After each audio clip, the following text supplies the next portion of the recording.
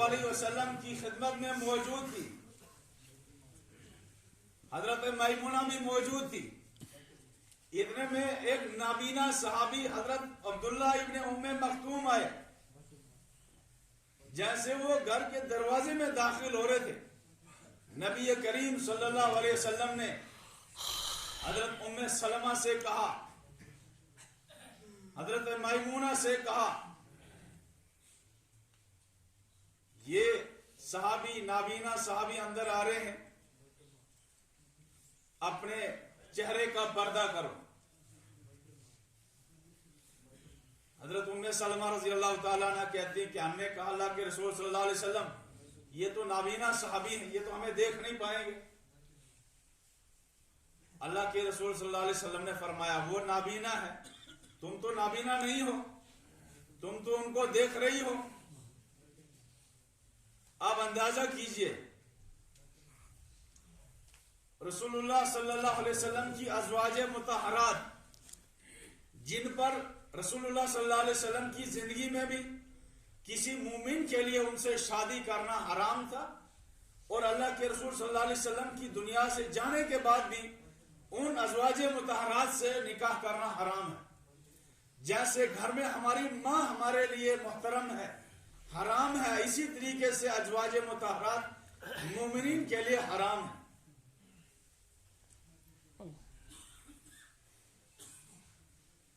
اور انتہائی پاک باز، انتہائی متقی وہ خواتین، انہوں نے یہ نہیں کہا اللہ کہ رسول صلی اللہ علیہ وسلم ہمارا دل تو پاک و صاف ہے، لہذا ہمیں کوئی نقصان نہیں پہنچ سکتا۔ انہوں نے یہ بہانہ نہیں کیا۔ اللہ کے رسول نے فرمایا اپنی نگاہیں نیچی کرو، اپنے چہرے کا پردہ کرو، ایک نابینا صحابی تمہارے گھر میں داخل ہو رہا ہے۔ اب اندازہ کریں ایک نابینا صحابی سے پردہ کرنے کا حکم ہے، اور پھر جب بازاروں میں ہم جائیں، دکانوں پر ہم جائیں، جب غیر محرم ہمارے ہاتھوں میں چوڑیاں پہنا رہا ہو، اس وقت ہم کہیں کہ ہمارا دل صاف ہے، ہمارا دل پاک ہے۔ گویا کہ ام سلمہ سے زیادہ پاک ہماری ماں اور بہن کا دماغ ہے، گویا کہ حضرت فاطمہ سے زیادہ پاک و صاف دل ہماری ماں اور بہن کا ہے۔ انا للہ و انا الیہ راجعون۔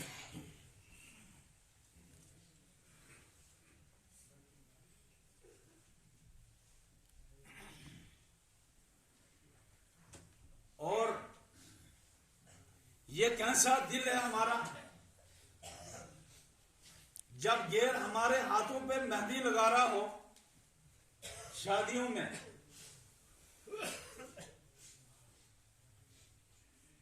غیر ہمارے ہاتھ پر مہندی لگا رہا ہو، غیر آدمی ہمارا میک اپ کر رہا ہو ماں اور بہن کا،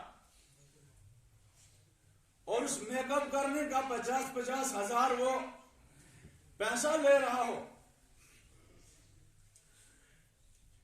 اور یہ کیسا دل ہے ہمارا، کتنا پاک و صاف ہمارا دل ہے، اس دل پر کوئی اثر نہ پڑ رہا ہو۔ ہمارا ہاتھ پکڑ کر وہ چوڑیاں لگا رہا ہو، ہمارا ہاتھ پکڑ کر ہمارے ماں اور بہن کی انگلی میں وہ انگوٹھی لگا رہا ہو، ہمارا دل کتنا پاک و صاف ہے کہ ہمارے دل پر کوئی اثر نہ پڑے۔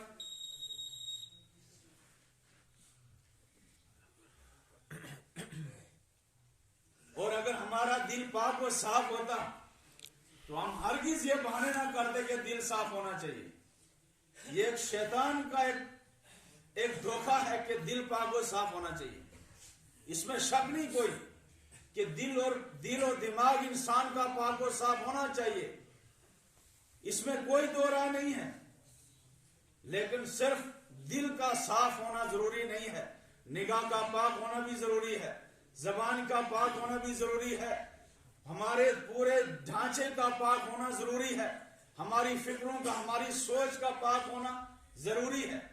اگر دل ہمارا پاک ہوتا، ہماری مائیں بہنیں ایسا بہانہ نہ کرتی۔ برتن سے وہی جھلکتا ہے جو برتن میں ہوتا ہے. پاک چیز ہوتی تو پاک چیز چھلک کر باہر آتی ہے، گندی چیز ہوتی تو گندی چیز چھلک کر باہر آتی ہے. اس لیے جب دل صاف ہوتا تو ہم پھر زبان سے ایسے بہانے نہ تراشتے، ہم ایسے بہانے نہ کرتے.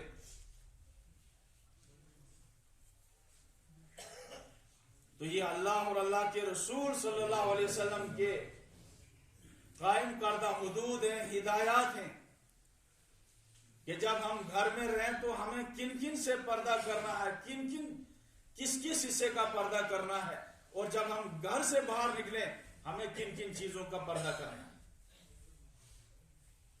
اور اس غفلت کی ایک اہم وجہ یہ ہے کہ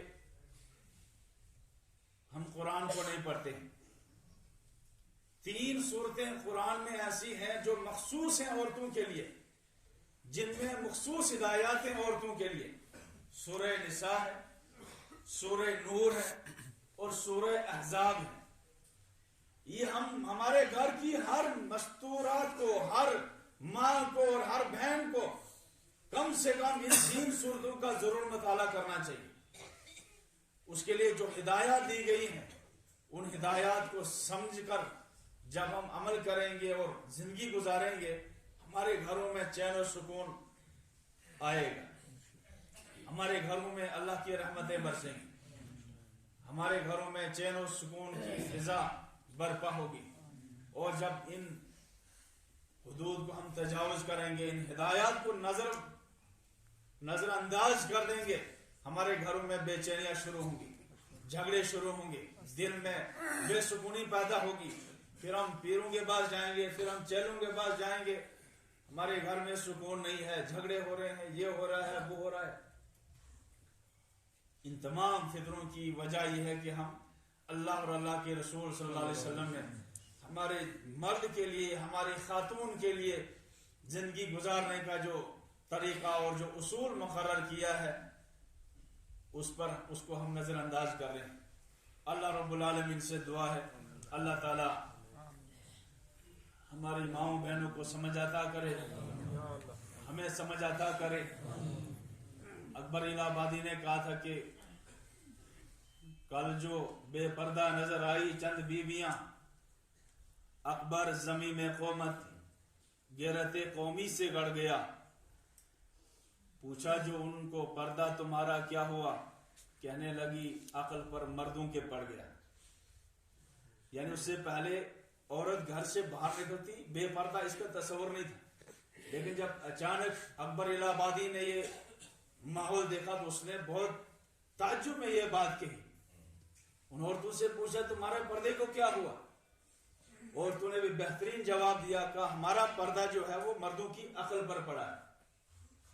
اس لیے کہ گھر سے باہر جو خطرات ہیں اگر وہ مرد کے سامنے ہوتے، اگر مرد ان سے بیدار ہوتا، ان سے واقف ہوتا، تو وہ ضرور اپنی ماں اور اپنی بہن کو گھر سے باہر نکلتے وقت پردے کی ہدایت کرتا.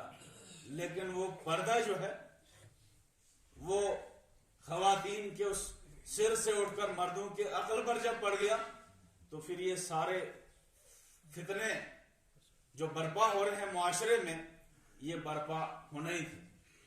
ابھی بھی ہمیں موقع ہے، ہم سنبھل